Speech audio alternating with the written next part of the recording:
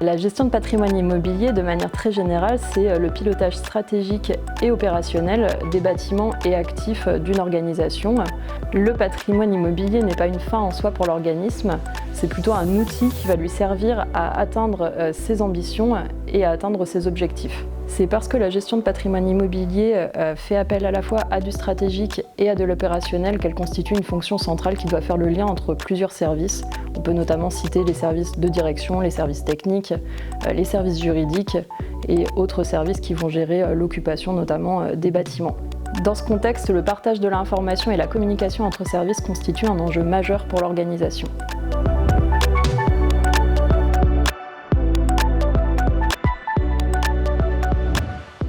Donc les maîtres d'ouvrage qui possèdent aujourd'hui un patrimoine multiple, diversifié et complexe sont confrontés à un effet ciseau de deux éléments. Le premier, c'est une évolution sociétale qui, avec l'évolution des pratiques et des usages, qui réinterroge les organisations, les prises en charge et du coup les bâtiments. À titre d'exemple, si on prend la santé, c'est le virage ambulatoire. Si on prend le domaine du handicap, c'est l'inclusion dans la cité. Si quelque chose qui va parler à tout le monde, si on prend le tertiaire, c'est l'évolution vers le coworking et les bureaux partagés avec l'impact du télétravail. Un premier effet où les maîtres d'ouvrage se réinterrogent sur leurs pratiques. Et le deuxième point, c'est en parallèle par rapport à la gestion quotidienne, d'exploitation maintenance, de grands entretiens qu'on a sur des bâtiments, une couche réglementaire et une évolution sur le développement durable, l'approche environnementale, la sobriété énergétique qui est d'actualité en ce moment, et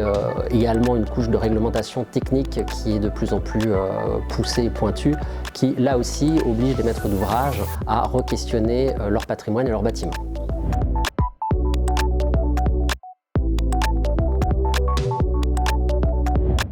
La gestion patrimoniale répond à deux enjeux. Le premier, ça va être l'alignement de deux approches. Une approche qui est centrée sur la stratégie d'activité, l'usage, comment l'établissement, l'association, le maître d'ouvrage envisage son évolution dans ses pratiques quotidiennes, qui est son cœur de métier.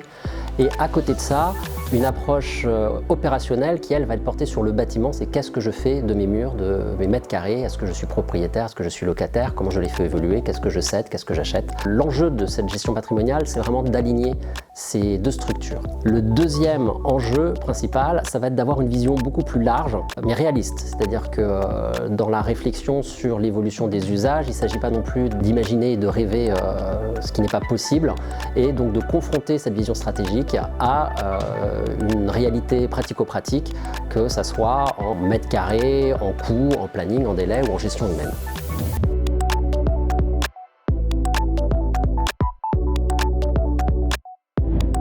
Je mettrai en avant trois bénéfices attendus pour le maître d'ouvrage sur la gestion du patrimoine immobilier. Le premier, ça va être une structuration du fonctionnement interne. Derrière ça, ça veut dire quoi? C'est améliorer la communication interne entre les strates décisionnaires qui ont une vision stratégique à long terme de l'évolution de l'établissement et la strate opérationnelle qui va gérer le quotidien et la mise en pratique dans les mètres carrés et les murs.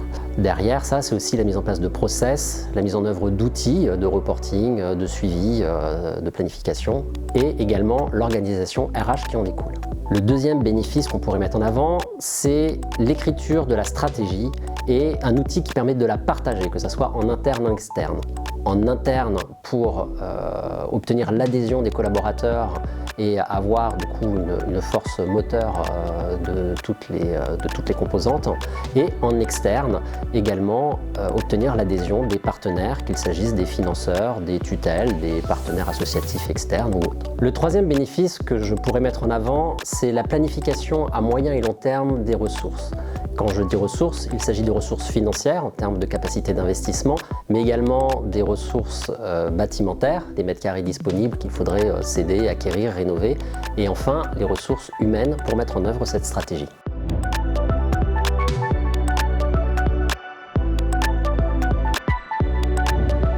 Historiquement, A2MO accompagne les maîtres d'ouvrage dans la réalisation de leurs projets immobiliers. Nous les accompagnons notamment dans la définition de leur stratégie immobilière à l'échelle des sites ou dans la conduite de leurs opérations. À cette échelle, nous sommes impactés par les problématiques rencontrées par la maîtrise d'ouvrage, comme une stratégie immobilière globale peu définie ou une information patrimoniale incomplète et dégradée. En réponse à ces besoins identifiés, A2MO souhaite mettre son expertise en gestion de patrimoine immobilier au service des maîtres d'ouvrage.